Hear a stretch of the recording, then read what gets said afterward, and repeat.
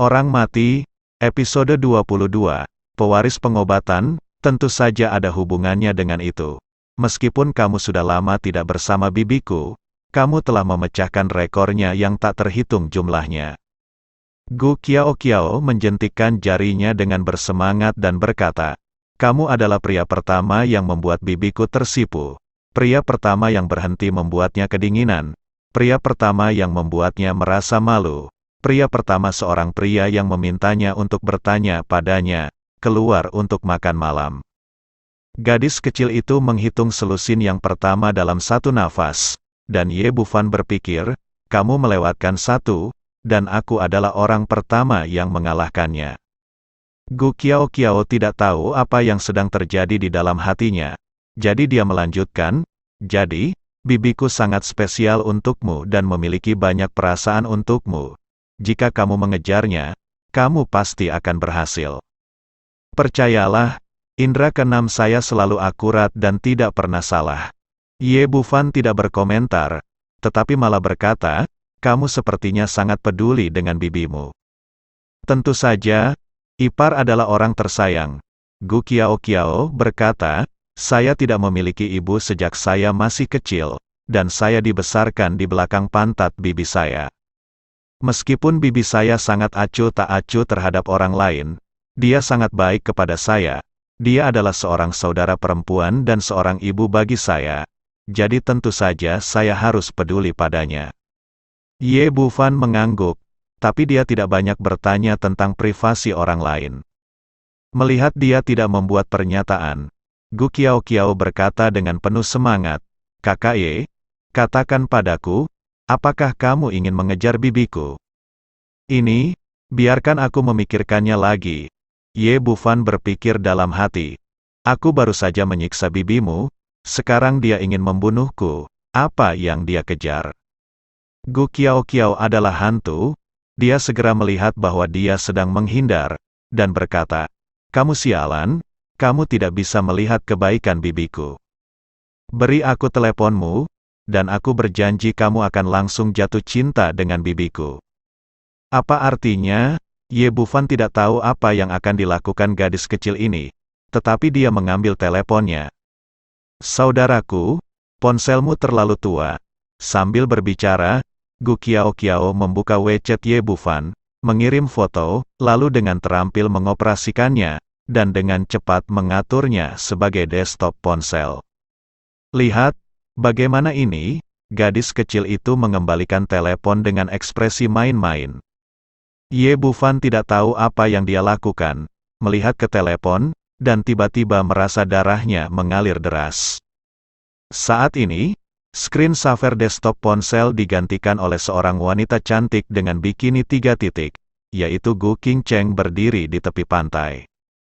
Angka ini terlalu panas. Meskipun dia telah bertemu langsung dengan Gu Qingcheng dan memiliki beberapa persiapan mental di dalam hatinya, Ye Bufan masih terkejut dengan foto bikini ini. Puncak gunung yang menjulang tinggi, sosok menawan, kurva berbentuk es, punggung menonjol, sosok iblis, seksi dan menawan. Kata-kata ini tidak dapat digunakan terlalu banyak di foto ini. Yang paling mengerikan adalah pemilik tubuh panas ini adalah keindahan gunung es. Dengan wajah dingin di atas dan tubuh panas di bawah, perasaan es dan api ini membawa dampak visual yang lebih besar. Dia menelan ludah, dan tidak tahan untuk mengalihkan pandangan dari layar sejenak. Gu Qiaoqiao datang dan berkata, bagaimana, cantik? Bukan, bibiku tidak pernah memotret, aku mengambil ini diam-diam di pantai. Dengan tubuh bibiku, kamu tidak akan menderita kerugian apapun jika kamu menikahinya kembali. Hanya ginjalmu yang akan menderita. Tapi jangan biarkan dia melihatnya, atau aku akan sengsara. Gadis kecil itu sedang berbicara dengan sembunyi-sembunyi. Ketika Gu Qingcheng berjalan dari samping, melihat kedua orang itu menyelinap bersama, bertanya dengan heran, apa yang kamu lihat? Tidak ada apa-apa. Gu Qiaoqiao buru-buru duduk kembali di kursinya, dan Ye Bufan juga meletakkan ponselnya. Memikirkan foto baju renang barusan, dia tidak bisa tidak melihat melalui Gu Qingcheng dengan perasaan spiritualnya. dan pemandangan yang dia lihat membuat jantungnya berdetak kencang dan lubang hidungnya semakin panas. Dia cepat-cepat memalingkan muka, dan menutupi hidungnya dengan tangannya, karena takut mimisan. Meskipun Gu Qingcheng merasa sedikit aneh, tidak ada yang bisa mereka berdua lakukan tanpa membicarakannya. Saat ini, pelayan membawakan piring dan minuman yang mereka pesan, dan mereka bertiga mulai makan malam bersama. Di Paradise Club, di kamar mewah, Luo Wentao sedang bersandar di kursi bos besar dengan wajah bangga. Nama belakangmu Ye, jadi bagaimana jika kamu memiliki keterampilan yang bagus? Kamu tidak bisa mengalahkanku jika kamu tidak punya otak. Dia sangat bangga di dalam hatinya. Apakah itu Xuan Ying, Xuan Huo atau Ye Bufan? Mereka semua dimainkan olehnya saat ini. Saya yakin tidak lama lagi kedua veteran itu akan membawa kembali kepala Ye Bufan, dan kemudian dia akan membalas dendam. Pada saat ini, pintu terbuka, dan Xuan Ying masuk dari luar. Pada saat ini, mulut Xuan Ying berlumuran darah, rambutnya acak-acakan, dan dia dalam keadaan malu. Dia tidak lagi memiliki sikap peri. "Senior, ada apa denganmu?" Luo Wentao menyapanya dengan ekspresi hormat, dan membantu Xuan Ying duduk di sofa. Pada saat yang sama, firasat buruk muncul di hati saya, seolah-olah saya telah gagal lagi kali ini. Bibi Xuan Ying berkata dengan wajah garang, "Jangan bicara. Jangan biarkan siapapun mendekat. Aku akan sembuh dari lukaku dulu." Setelah dia selesai berbicara, dia duduk bersila di atas karpet, melemparkan pil merah kecil ke mulutnya, dan mulai menyembuhkan lukanya. 1 jam kemudian, wajahnya perlahan kembali memerah, dan lukanya banyak pulih, lalu dia membuka matanya. Luo Wentao bertanya, "Senior, apa yang terjadi? Di mana Senior Xuan Huo?" Taois Xuan Ying berdiri, berkata dengan gigi terkatup, "Sialan Ye Bufan, tidak hanya melukaiku, tapi juga membunuh junior brother Xuan Huo. Aku harus membalas dendam ini." Luo Wentao terkejut. Dia tidak menyangka Ye Bufan begitu kuat. Xuan Ying dan Xuan Huo menembak bersama, yang mengakibatkan 1 kematian dan 1 luka. Xuan Ying berkata lagi, "Temukan aku beberapa pria yang cakap. Hari ini aku harus menghapus anak bernama Ye itu." Luo Wentao berkata dengan agak malu, "Senior, meskipun saya memiliki beberapa master di bawah komando saya, mereka sama sekali tidak dapat dibandingkan dengan senior. Bahkan senior Xuan Huo tidak cocok untuk mereka, apalagi orang-orang itu." Taois Xuan Ying berkata dengan ekspresi muram, "Jangan khawatir. Saya tidak meminta mereka untuk berurusan dengan Ye Bufan secara langsung." Luo Wentao bertanya dengan curiga, "Lalu apa maksudmu?" Taois Xuan Ying berkata, "Meskipun Ye Bufan kuat, dia selalu punya keluarga, kan?"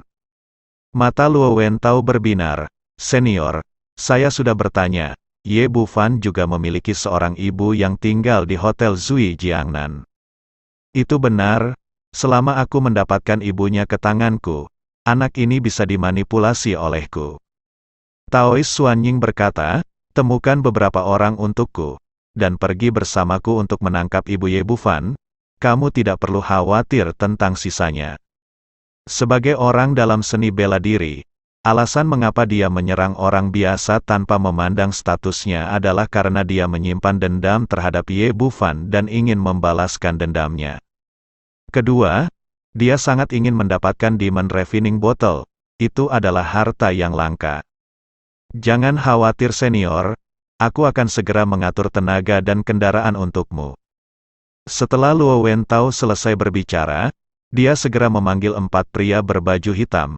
Keempat pria ini semuanya adalah prajurit mati yang biasanya dia simpan, dan bahkan jika hal-hal terungkap, dia tidak akan terlibat.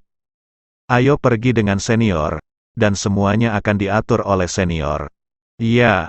Keempat pria berbaju hitam setuju, dan meninggalkan klub surga bersama Bibi Xuan Ying. Mabuk di restoran Jiangnan, Ouyang Lan membawa ibu dan anak Ouyang Hui ke kamarnya. Melihat dekorasi mewah di ruangan itu, mata Ouyang Hui berkilat dengan kecemburuan yang tak terkendali. Untuk waktu yang lama, dalam benaknya, kakak tertuanya adalah orang yang rendah. Bagaimana mungkin orang yang rendah diri menikmati perlakuan materi yang begitu murah hati, yang membuatnya merasa tidak seimbang? Xiao Hui, Xiao Jun, tolong cepat duduk, dan aku akan mengobati lukamu. Ouyang Lan sama sekali tidak melihat ada yang aneh pada saudara perempuannya. Dia buru-buru membawa kotak obat, dan mulai merawat luka Ouyang Hui dan Kang Zijun. Mereka berdua sepertinya dipukuli habis-habisan, tapi sebenarnya mereka trauma. Terutama Ouyang Hui, saat dipukuli, dia berusaha sekuat tenaga untuk melindungi wajahnya, hanya permukaan tubuhnya yang terluka. Saat merawat lukanya, Ouyang Hui berkata dengan kejam, "Putramu memukuli kami seperti ini. Menurutmu apa yang harus kami lakukan?" Ouyang Lan berargumen, "Xiao Hui, kamu telah menganiaya Xiao Fan dengan mengatakan ini. Kami sama sekali tidak mengenal para perusuh itu, apalagi membiarkan mereka memukuli orang." Ouyang Hui berteriak, "Apa maksudmu dengan itu?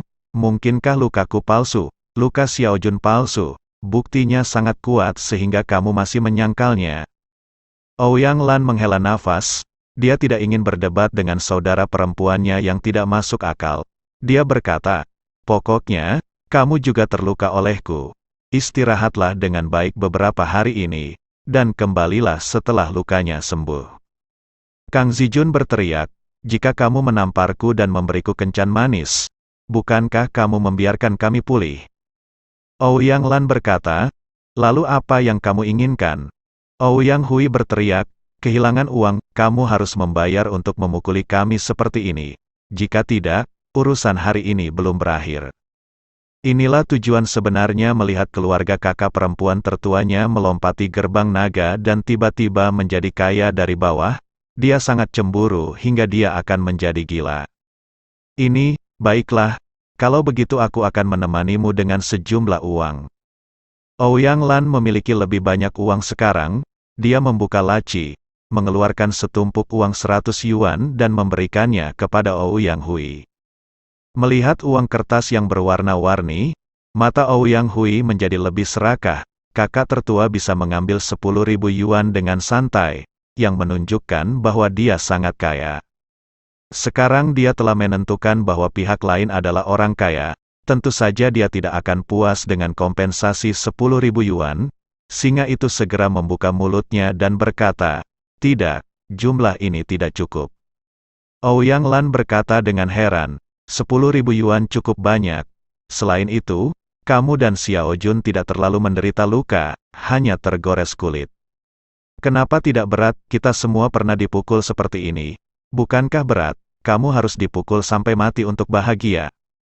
Ouyang Hui berkata dengan kejam, "Jika kamu tidak dapat memuaskan kami, kamu tidak akan kembali ke Kabupaten Wufeng di masa depan, apalagi mengunjungi makam orang tuamu. Ini, lalu berapa banyak yang kamu inginkan?" Menghadapi saudara perempuannya, Ouyang Lan memilih untuk berkompromi lagi, dan dia memang punya uang sekarang. Ouyang Hui berteriak, 300.000 yuan, bahkan tidak kurang 1 sen pun. Ouyang Lan berkata dengan malu, "Ini, 300.000 terlalu banyak, kan?" "Tidak banyak sama sekali. Kamu memiliki restoran yang begitu besar sekarang, dan nilainya setidaknya 70 hingga 80 juta. Apakah lebih dari 300.000 bagiku?" Ouyang Lan sekarang memiliki 1 juta yang diberikan Ye Bufan padanya.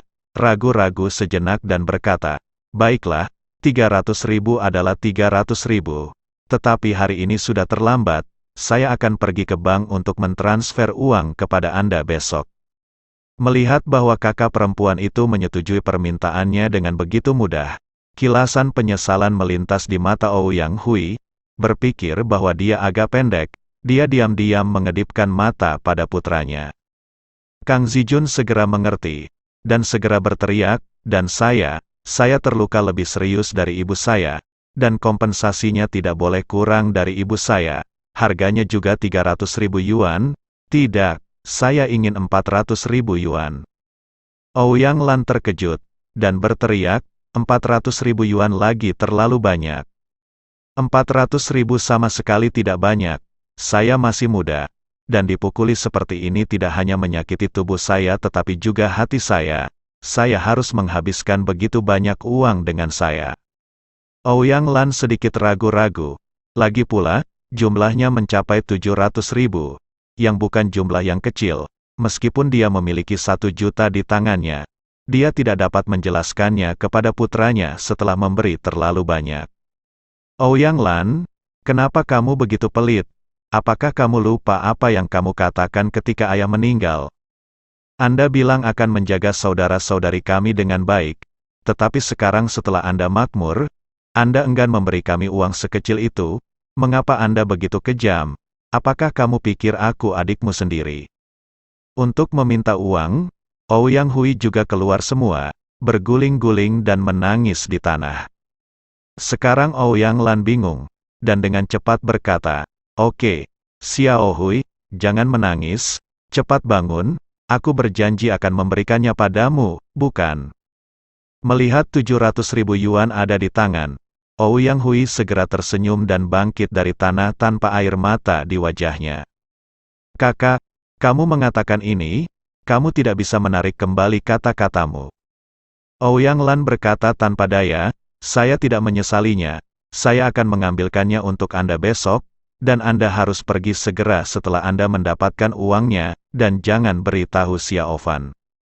Bencana itu disebabkan oleh dia, jadi bagaimana jika kita memberitahu dia? Bukankah kita harus diberi kompensasi?" Apa yang dikatakan Ouyang Hui keras kepala, tetapi dia sebenarnya takut Ye Bufan akan mati di dalam hatinya, dan dia takut dia tidak akan mendapatkan uang jika pihak lain mengetahuinya. "Oke, sudah hampir selesai, ayo istirahat." Ouyang Lan sedikit lelah setelah seharian bermalas-malasan, jadi dia bersiap untuk pergi tidur. Ouyang Hui melihat ke tempat tidur besar di kamar tidur dan berkata, "Hanya ada satu tempat tidur, bagaimana kita bisa tidur bertiga?" Ouyang Lan berkata, "Tidak masalah.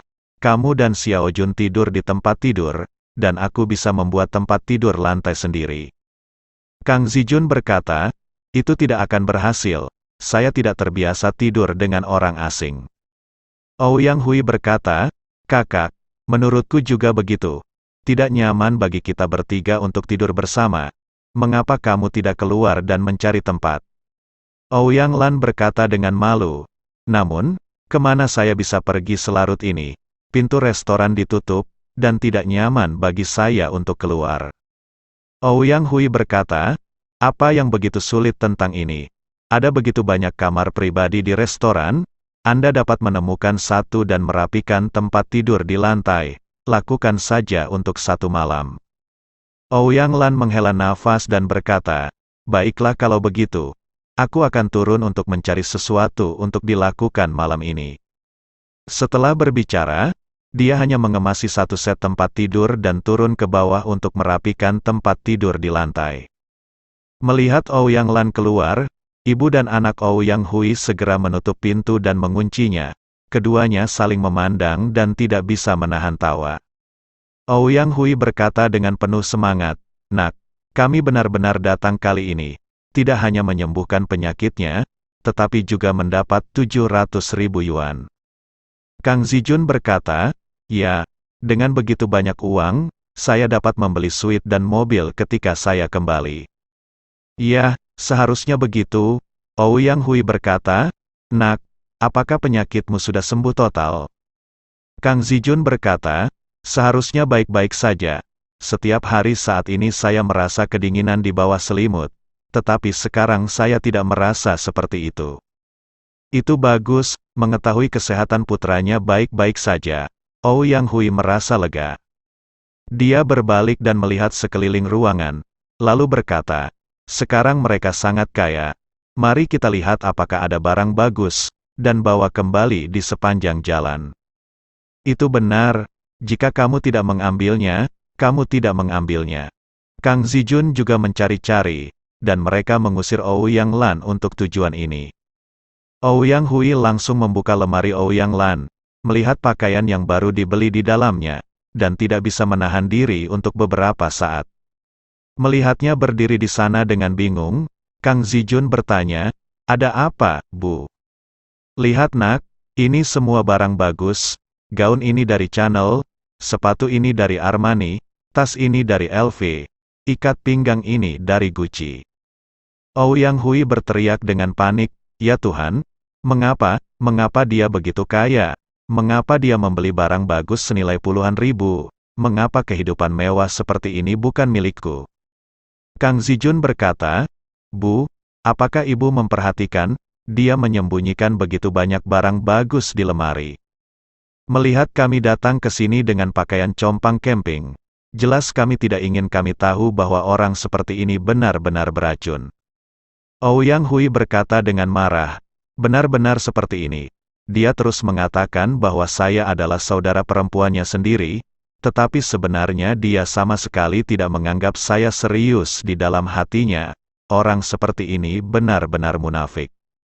Apa yang mereka berdua tidak tahu adalah bahwa Qin Cucu membeli merek-merek mewah ini sebagai hadiah untuk Ouyang Lan, dan bahkan merobek label ketika mereka membelinya, mencegahnya melihat harganya.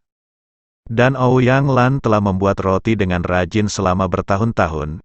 Bagaimana dia tahu merek mewah semacam ini, apalagi yang bernilai puluhan ribu? Kang Zijun mengobrak-abrik lagi, dan mengeluarkan jam tangan wanita Omega dan seuntai kalung platinum dari laci.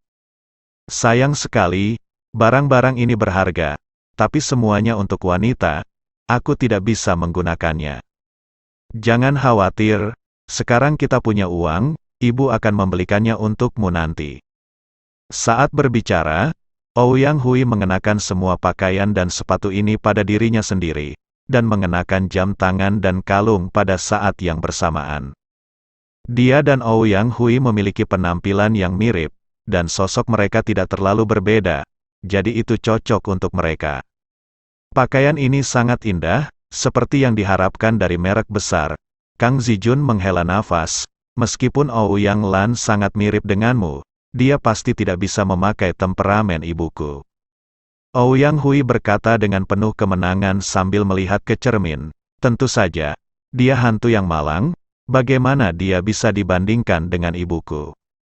Hati Kang Zijun tiba-tiba tergerak, dan dia berkata, "Bu, kamu bilang mereka sangat kaya, bukankah terlalu sedikit bagi kita untuk mengambil hanya 700 ribu? Ouyang Hui berkata, "Saya kira begitu. Restoran ini pasti bernilai setidaknya puluhan juta, dan sungguh rugi bagi kita untuk hanya mengambil 700 ribu. Tapi sialan Ye Bufan itu sangat membencinya. Jika dia tahu, aku khawatir kita tidak akan bisa membawa 700 ribu yuan bersama kita. Lebih baik kita pergi besok pagi."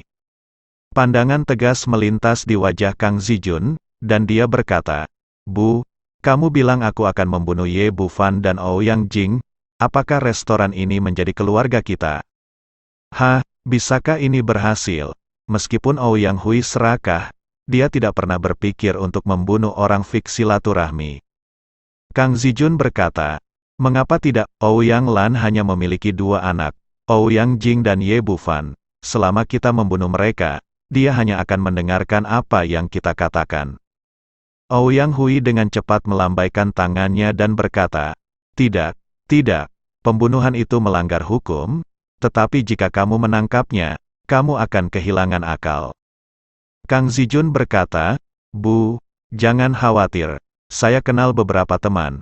Orang-orang ini semua terlibat dalam bisnis bawah tanah, membunuh 2 orang hanyalah sepotong kue.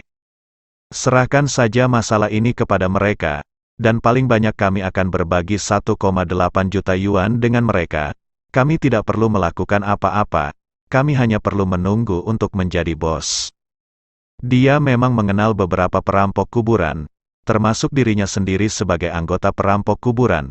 Jika tidak, dia tidak akan tertular begitu banyak roh jahat. Ouyang Hui ragu-ragu. Kang Zijun berkata lagi, "Bu, apa yang perlu diragukan? Jangan bilang kamu masih enggan membiarkan Ouyang Lan gagal. Dia memperlakukanmu seperti ini, dan kamu tidak perlu khawatir tentang persaudaraan. Restoran ini bernilai setidaknya 70 hingga 80 juta, selama kita mendapatkannya di tangan kita. kita tidak perlu melakukan apapun di masa depan, yang cukup untuk menghabiskan seumur hidup. Aku tidak peduli dengan Ouyang Lan, hanya saja hal semacam ini terlalu berisiko. Apakah tidak apa-apa? Jangan khawatir, serahkan padaku untuk melakukannya, itu pasti akan baik-baik saja. Berpikir bahwa dia akan segera menjadi multijutawan, mata Kang Zijun penuh kegembiraan. Tetapi pada saat ini, terdengar suara benturan keras, dan jendela kamar tidur ditendang hingga terbuka, lalu 4 pria berbaju hitam melompat ke dalamnya. Ibu dan anak laki-laki yang bermimpi menjadi kaya di kamar itu terkejut. Restoran Zui Jiangnan memiliki 8 lantai, dan ini adalah lantai paling atas. Saya tidak mengerti bagaimana orang-orang ini bisa masuk. Bagaimanapun, Ouyang Hui adalah seorang wanita, dia terkejut ketika melihat pemandangan di depannya, dan memeluk lengan Kang Zijun dengan erat. Kang Zijun panik sebentar, lalu menjadi tenang dan berkata dengan suara rendah, "Bu, jangan takut. Pasti sialan itu yang tahu sekitar 700.000, dan menemukan beberapa orang untuk menakut-nakuti kita. Kita tidak mudah ditakuti."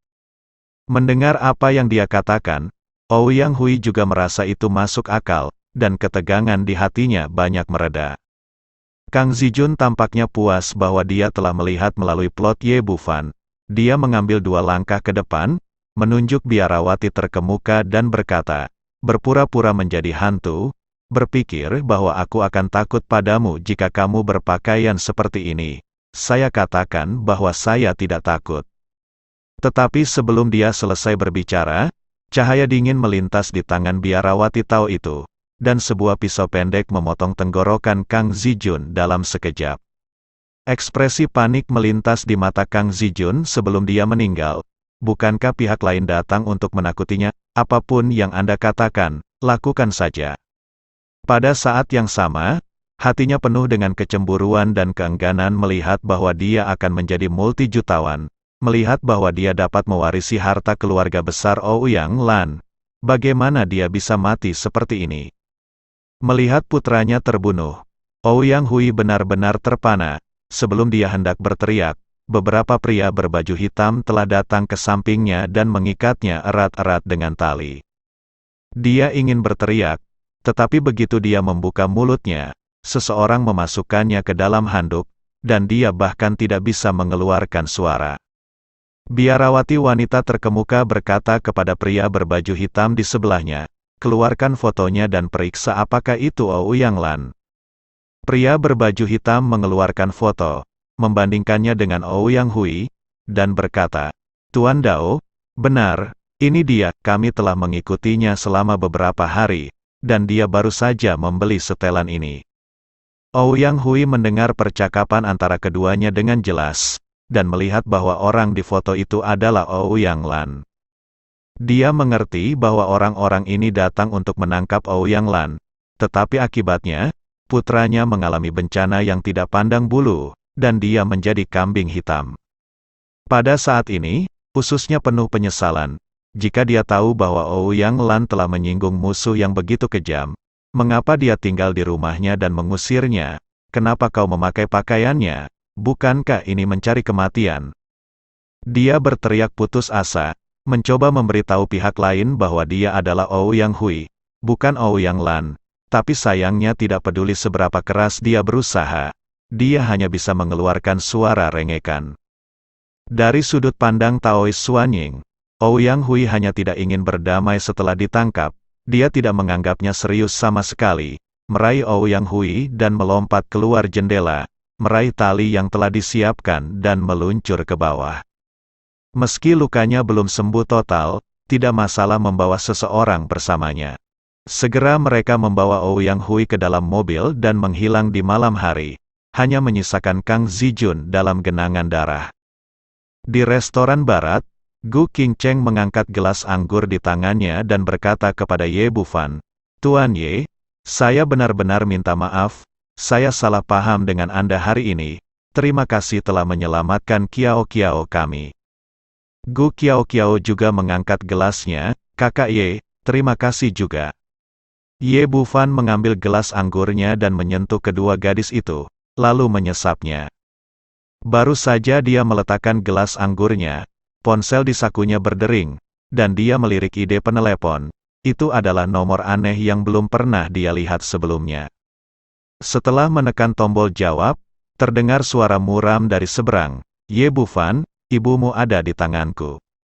Ye Bufan segera mengenali bahwa orang ini adalah Taois Suanying, dan segera berkata dengan ekspresi muram, "Jika kamu berani menyentuh rambut ibuku, aku akan meratakan sekte King Yunmu." Di sisi lain telepon, Bibi Suanying tersenyum sinis, "Berhentilah berbicara omong kosong. Saya berada di pinggiran barat kota Jiangnan, dan saya akan segera mengirimkan lokasinya kepada Anda. Jika Anda tidak berhasil masuk, setengah jam, Anda akan menanggung risiko sendiri. Anda orang pintar, jika Anda menelepon polisi, tunggu jenazah ibu Anda dikumpulkan." Dia menutup telepon dengan sekejap, mendengar bahwa ibunya telah jatuh ke tangan Bibi Suanying. Ye Bufan melompat dari tempat duduknya dan berlari keluar dengan tergesa-gesa. "Tunggu aku akan mengantarmu." Gu Qingcheng dan Gu Qiao pada dasarnya mendengar isi panggilan yang sama, dan berlari tepat di belakang Ye Bufan. Ye Bufan tidak menolak, dia tidak mengemudi, dan naik taksi saat ini pasti akan menunda waktu. Ketiganya masuk ke dalam mobil. Gu Qingcheng menyalakan Rolls-Royce, dan melaju menuju pinggiran barat kota Jiangnan seperti panah terbang. Tidak lama setelah masuk ke dalam mobil, terdengar suara ding dari ponselnya, dan Taois Suanying mengirimkan lokasinya. Melihat ekspresi cemas Ye Bufan, Gu Qiao membujuk, "Kakak Ye, jangan khawatir, kamu pasti akan menyelamatkan Bibi dengan kemampuanmu." Gu Qingcheng berkata, "Siapa pihak lain? Apakah Anda membutuhkan saya untuk membantu Anda memobilisasi orang?" Ye Bufan menarik napas dalam-dalam dan menenangkan suasana gugupnya, mengetahui bahwa tidak ada gunanya jika ada terlalu banyak orang yang melakukan hal semacam ini, malah akan menakuti ular itu. Dia berkata, "Saya bisa mengatasinya sendiri, Anda hanya harus sampai di sana dengan cepat." "Tidak masalah, kamu duduk." Keterampilan mengemudi Gu Qingcheng sangat bagus, dan kinerja Rolls-Royce juga luar biasa. Setelah sekitar 20 menit, ketiganya tiba di lokasi yang ditentukan bersama. Ini adalah lembah kecil yang sangat sunyi, dikelilingi oleh hutan lebat, dan terdapat ruang terbuka seluas sekitar 2 hingga 300 meter persegi di tengahnya. Ketika mereka tiba di sini, Taois Suanying sedang berdiri di tengah hutan, dan dua pria berbaju hitam berdiri di belakang Ouyang Hui. Ye Bufan bergegas turun dari mobil. Taois Suanying segera berteriak, "Berhenti, atau aku akan segera membunuhnya." Saat ini, dia masih berjarak sekitar 30 meter dari Ouyang Hui. Meskipun berada di luar jangkauan pemindaian kesadarannya, penglihatannya luar biasa. Di bawah sinar bulan, dia samar-samar dapat mengenali bahwa orang itu bukanlah Ouyang Lan, tetapi Ouyang Hui. Ini membuatnya segera merasa lega, meskipun dia tidak tahu mengapa pihak lain salah mengira Ouyang Hui sebagai Ouyang Lan. Ibunya baik-baik saja, dan itu adalah keberuntungan di antara kemalangan. Melihat dia berdiri di sana dengan linglung, Bibi Suanying memiliki wajah bangga, berpikir bahwa metodenya telah menghalangi pihak lain. Dia berkata, "Kamu Bufan, bukankah kamu sangat baik? Sekarang ibumu telah jatuh ke tanganku. Aku mengerti apa yang masih harus kamu perjuangkan denganku." Semakin banyak wanita ini berbicara, semakin puas dia, dan semakin dia berbicara, dia menjadi semakin sombong. Dia tidak tahu bahwa sandera di tangannya palsu dan tidak memiliki ancaman sama sekali. Ye Bufan berkata, "Saya ingin mengatakan bahwa Anda menangkap orang yang salah. Apakah Anda percaya? Orang ini sama sekali bukan ibu saya." Ekspresi Taois Suanying membeku, dan kemudian dia berseru, "Nak, apakah kamu selingkuh? Ini sama sekali tidak mungkin. Wanita ini saya tangkap dari restoran Anda. Bagaimana mungkin bukan ibu Anda?" Seorang pria berbaju hitam di sebelahnya berkata, "Tuan Dao, jangan dengarkan omong kosongnya. Saya telah mengikuti wanita ini selama beberapa hari sebelumnya, dan saya yakin itu adalah ibunya, bahkan setelan ini baru saja dibeli kemarin.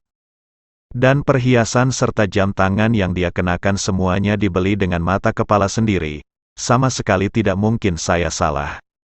Mulut Ouyang Hui disumpal, air mata mengalir di wajahnya. Saat ini, dia bertekad untuk mati.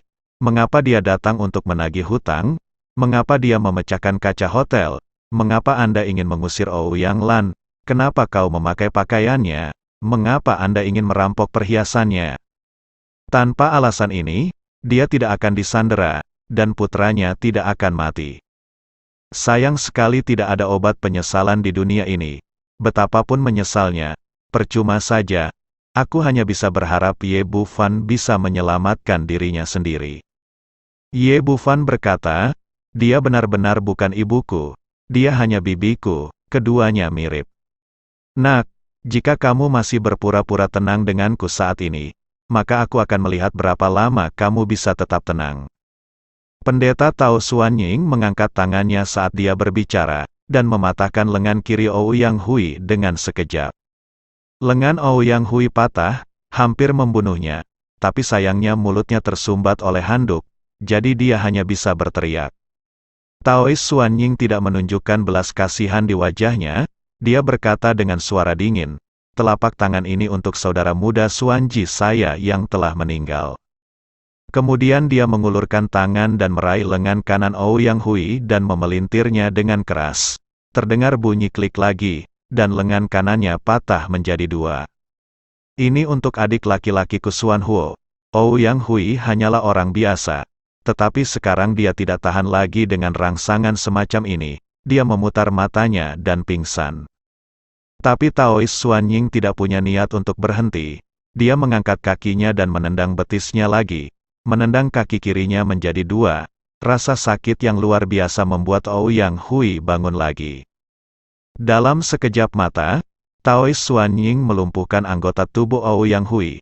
Lalu menatap Ye Bufan dengan dingin dan berkata, Nak, apakah kamu masih berpura-pura padaku? Jika kamu berpura-pura lagi, aku akan mematahkan lehernya.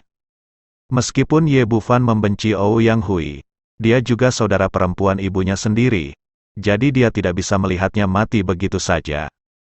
Sayang sekali jaraknya terlalu jauh, dan saya tidak bisa menjangkau untuk menyelamatkan.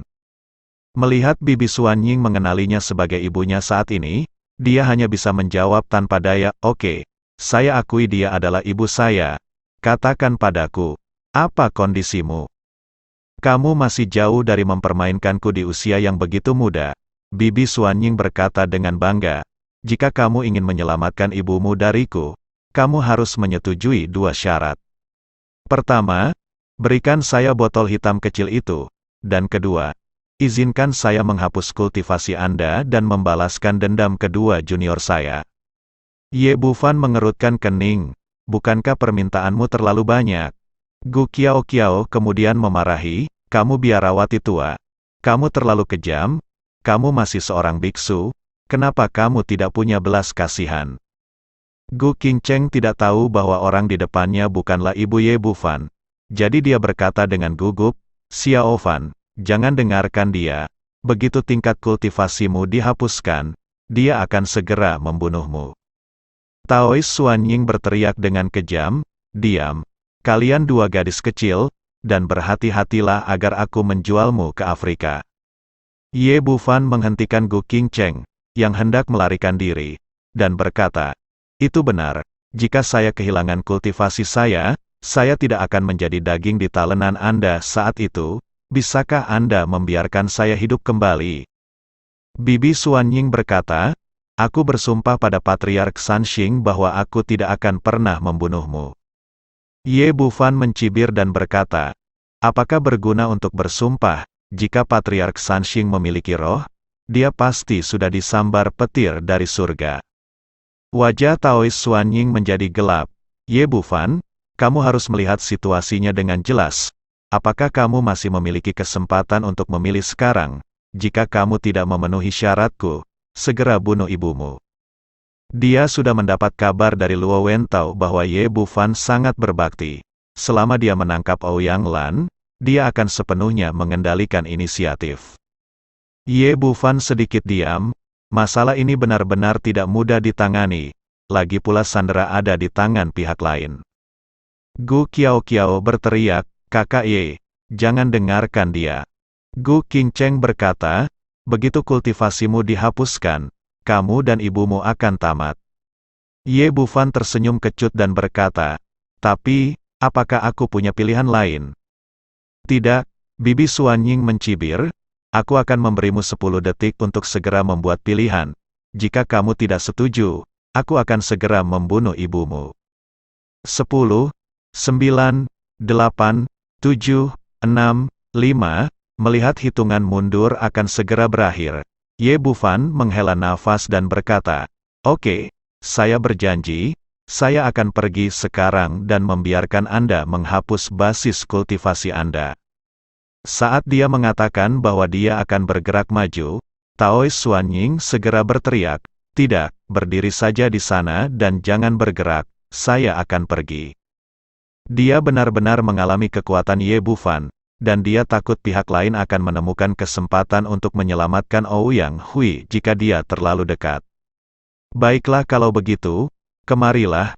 Ye Bufan berdiri di sana, diam-diam menunjuk Gu Qingcheng dengan satu tangan di belakangnya. "Kalian bertiga jaga Sandera dengan baik. Jika ada yang salah dengan dia, segera bunuh wanita ini." Bibi Suanying tidak hanya memberitahu ketiga pria berbaju hitam itu, tetapi juga mengancam Ye Bufan. Setelah dia selesai berbicara, dia berjalan dengan ekspresi membunuh di wajahnya.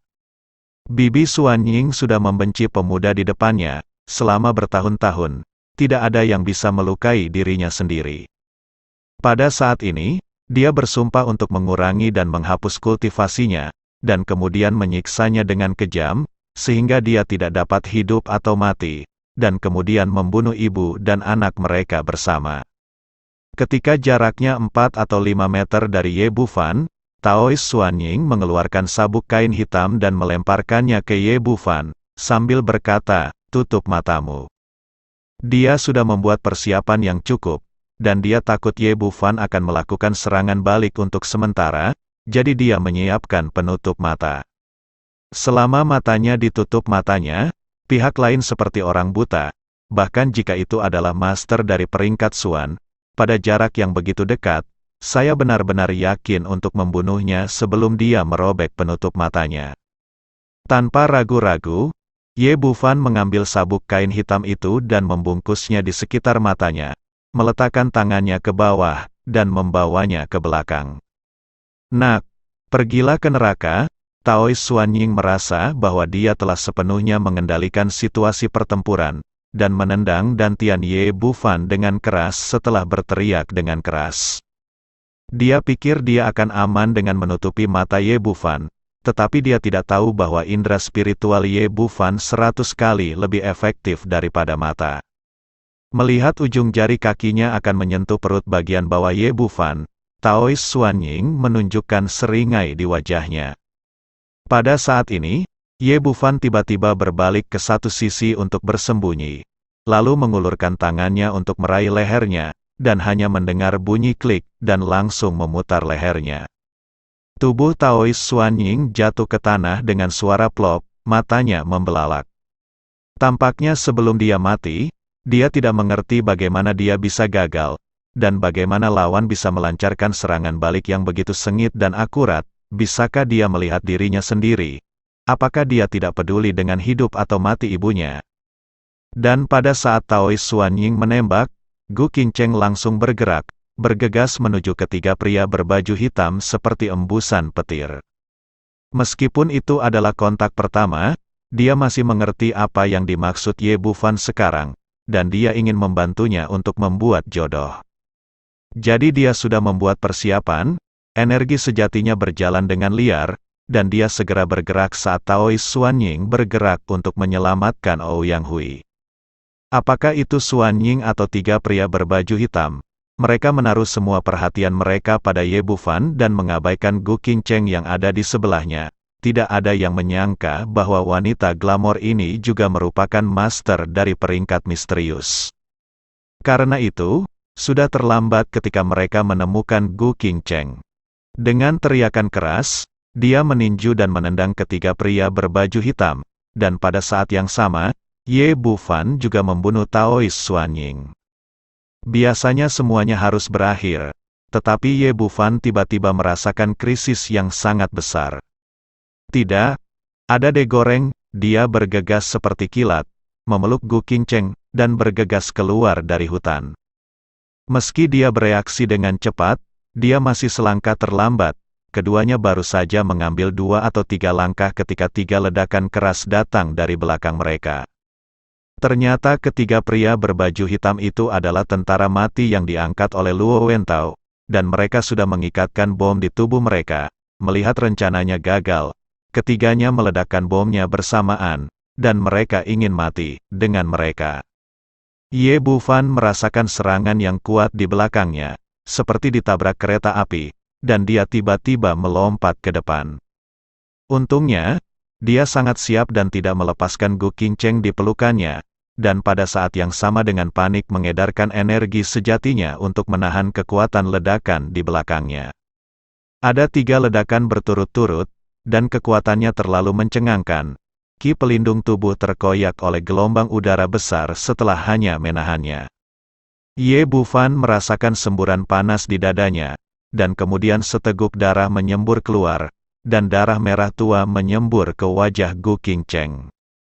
Gu Qingcheng tidak menyadari apa yang terjadi, dan tidak mengerti mengapa Ye Bufan tiba-tiba memeluknya seperti orang gila. Saat dia hendak melawan, ada 3 ledakan, diikuti dengan kehangatan di wajahnya, dan bau darah yang kental langsung memenuhi mulut dan hidungnya. Sampai mereka berdua jatuh ke tanah dengan plop, Ye Bufan masih melindunginya dengan erat di bawahnya, menggunakan tubuhnya untuk menahan pecahan pasir dan batu yang berterbangan.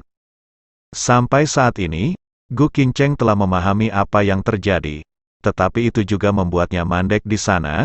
Dia selalu kuat dan dingin selama bertahun-tahun, dan dia tidak pernah dilindungi oleh seorang pria. Tetapi hari ini, pria di depannya mempertaruhkan nyawanya untuk melindungi dirinya sendiri, dan dia merasa ada lubang yang robek di hatinya dalam sekejap, dan dia tidak lagi sedingin sebelumnya. Gu Qiao berdiri, membatu dengan pemandangan di depannya, dia tidak mengharapkan ledakan. Untungnya, dia berada jauh, dan tidak banyak terpengaruh kecuali asap tebal. Kakak Ye, kakak ipar, bagaimana kabarmu? Ketika dia sadar kembali, dia segera dengan panik bergegas menuju tempat Ye Bufan dan Gu Qingcheng berada. Kakak ipar, bagaimana kabarmu? Jangan mati, Qiao tidak bisa hidup tanpamu. Melihat wajah Gu Qingcheng berlumuran darah, terbaring tak bergerak, Gu Qiao segera berteriak. Oke, jangan menangis, ini darahku, bibimu baik-baik saja. Ledakan sudah berakhir, Ye Bufan tidak bisa hanya mengandalkan orang lain dan berdiri. Luka di tubuhnya barusan menyembur keluar dengan seteguk darah, sehingga terlihat menyedihkan, tapi lukanya tidak terlalu serius. Di bawah perlindungan Ye Bufan, Gu Qingcheng tidak terluka, melompat dari tanah, dan memeluk Ye Bufan di lengannya, seolah-olah dia takut dia akan jatuh. Kemudian dia bertanya dengan prihatin, bagaimana kabarmu? Apakah lukanya serius? Apakah ada yang salah? Tiba-tiba memasuki dada yang penuh elastisitas. Foto baju renang itu tiba-tiba muncul di benak Ye Bufan, dan dia membayangkan pemandangan di baliknya. Melihat Gu Qingcheng yang wajahnya berlumuran darah, dia sedikit tersenyum. Aku baik-baik saja. Bagaimana mungkin, kamu terluka sangat parah, dan kamu memuntahkan begitu banyak darah? Gu Qingcheng tersedak saat dia berbicara.